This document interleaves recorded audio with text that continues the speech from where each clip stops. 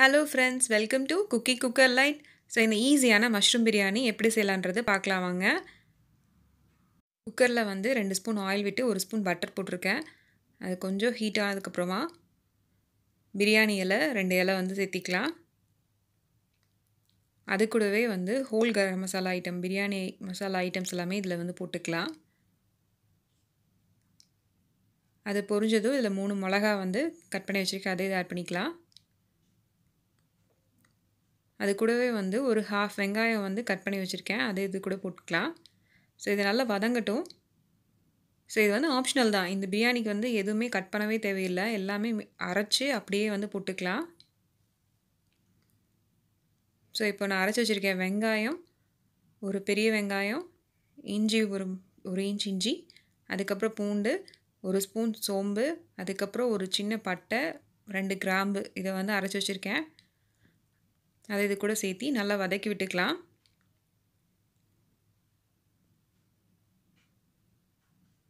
So இதில் raw smell வந்து போகிற அளவுக்கு நல்லா வதக்கி விட்டுக்கலாம்.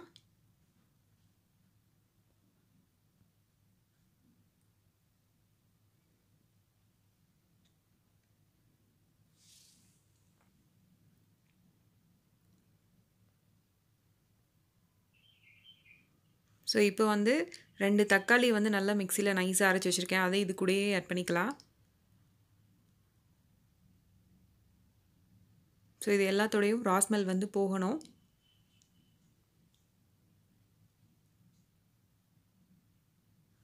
ஸோ இதில் வந்து கரம் மசாலா 1 டேபிள் ஸ்பூன் வந்து போட்டுக்கலாம்.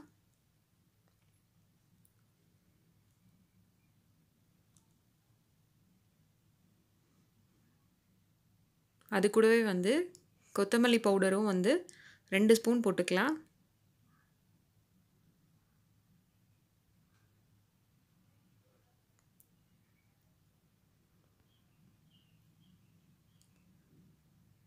ஸோ காரத்துக்கு தேவையான அளவு சில்லி பவுடர் வந்து ஒரு ஹாஃப் ஸ்பூன் நான் போடுறேன், உங்களோட காரத்துக்கு தகுந்த மாதிரி நீங்கள் வந்து போட்டுக்கோங்க.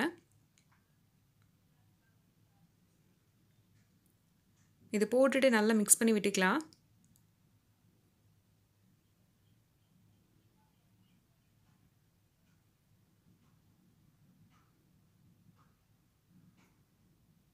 இதுலேயே வந்து கட் பண்ணி வச்சுருக்க மஷ்ரூமே இதில் ஆட் பண்ணிக்கலாம்.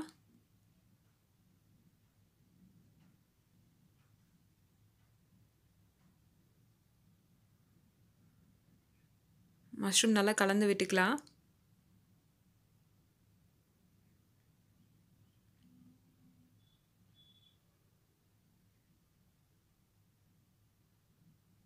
இது வந்து ரொம்ப ஈஸியாக இருக்கும், எதுவுமே இதுக்கு வந்து கட் பண்ணணும்னு அவசியம் இல்லை, எல்லாமே அப்படியே அரைச்சி அப்படியே போட்டு செஞ்சுக்கலாம். இதுக்கு தேவையான அளவு சால்ட்டு, இதில் வந்து நான் 1 ஸ்பூன் சால்ட் வந்து போடுறேன்.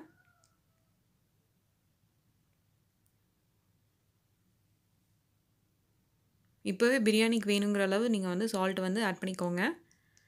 ஆட் பண்ணிவிட்டு இந்த இது வந்து ராஸ்மெல் போகிற அளவு குக் ஆகணும் இல்லையா, அதனால் குக்கரோட மூடியை வந்து போட்டு திருப்பி போட்டு மூடி வச்சுக்கலாம். திருப்பி ஒரு ஃபியூ செகண்ட்ஸ் ஆனதுக்கப்புறமா நல்லா எண்ணெயெல்லாம் பிரிஞ்சு வந்துடுச்சு.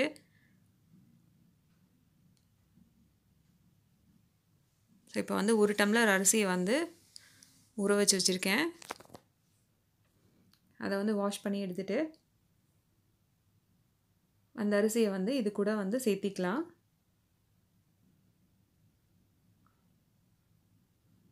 ஸோ இதில் நீங்கள் பிரியாணி அரிசி வேணும்னாலும் போட்டுக்கோங்க, பாஸ்மதி ரைஸ் வேணும்னாலும் போட்டுக்கோங்க. இதில் நான் வந்து சாப்பாடு அரிசி தான் வந்து யூஸ் பண்ணியிருக்கேன். இது வந்து ஒரு 200 கிராம்ஸ் வந்து இருக்கும். இதுக்கு வந்து 1 கப் வந்து 200 கிராம் வந்து நான் மஷ்ரூம் வந்து போட்டிருக்கேன். ஸோ இதை நல்லா மிக்ஸ் பண்ணி விட்டுக்கோங்க.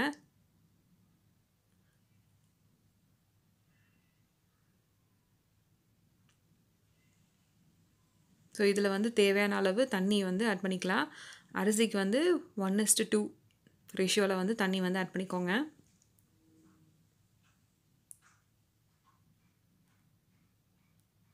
ஸோ இந்த ஸ்டேஜில் வந்து சால்ட்டு, எல்லாமே வந்து கரெக்டாக இருக்கான்றது செக் பண்ணிக்கோங்க. பத்தலை அப்படின்னா நீங்கள் வந்து ஆட் பண்ணிக்கோங்க.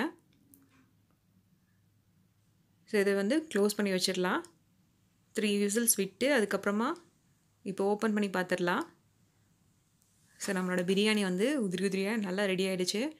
ஸோ இப்போ வந்து ஒரு 1/2 ஸ்பூன் வந்து கீ ஆட் பண்ணிக்கலாம்.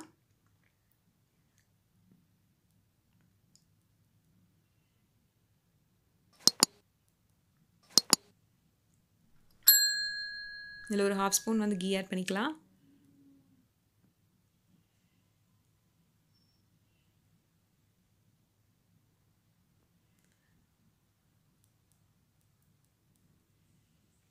இது கூடவே வந்து கொத்தமல்லி தலையை வந்து கட் பண்ணி வச்சுருக்கேன், அது இது கூட ஆட் பண்ணிக்கலாம்.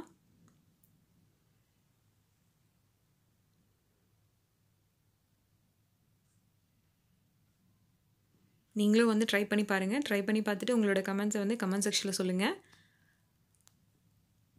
ஸோ இந்த வீடியோ உங்களுக்கு பிடிச்சது அப்படின்னா லைக் பண்ணுங்கள், கமெண்ட் பண்ணுங்கள், உங்களோட ஃப்ரெண்ட்ஸுக்கும் வந்து ஷேர் பண்ணுங்கள். இந்த ரெசிபி கண்டிப்பாக நீங்களும் வந்து ட்ரை பண்ணி பாருங்கள். ஸோ இந்த மாதிரி நிறைய ஃபுட் ரெசிபீஸ்க்கு வந்து நம்மளோட சேனலை மறக்காமல் சப்ஸ்கிரைப் பண்ணிக்கோங்க.